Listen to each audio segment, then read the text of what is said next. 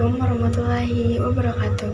Nepangkeun nami abdi Kailais Nainina Yustin ti kelas 10 MIPA 3. Abdi bade ngadongeng nu judulna Batu Bangkong. Di lembur Ciideng Hilir, lembur anu salah sahiji kaasup lembur anu aya di Kacamatan Cidahu, Kabupaten Kuningan. Hiji lembur anu jelemana loba migawe ali. Di ujung kidul eta lembur aya hiji walungan dekat pesantren Culopang. Eta walungan loba dibutuhkeun lamun usum katiga.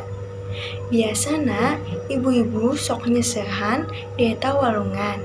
Barudak sok mecah cai atawa mojay. Loba ongko anu sok mandi di dinya.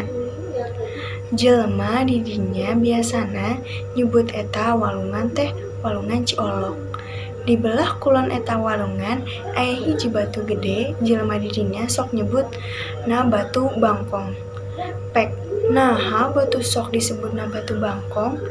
Padahal mah eta batu sarua bae jeung batu anu sejen jeung henteu mangrupa siga bangkong.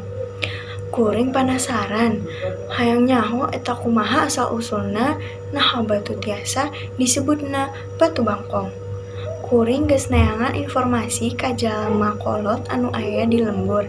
Cenah naha eta batu disebutna Batu Bangkong kusabab ti baheula sampe ka ayeuna ti gigir nepi ka sela-selana pinuh dicicingan ku bangkong. Jelema di dinya tara aya anu wani diuk boh ulinan di eta batu sampe ka ayeuna tacan aya jelema anu wani ngusir bangkong tina eta batu.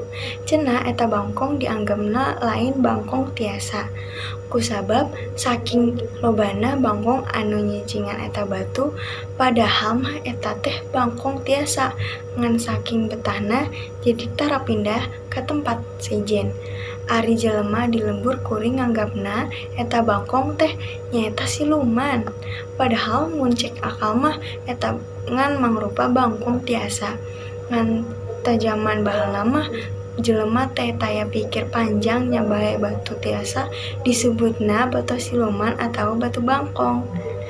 Sekian ti abdi, wassalamualaikum warahmatullahi wabarakatuh.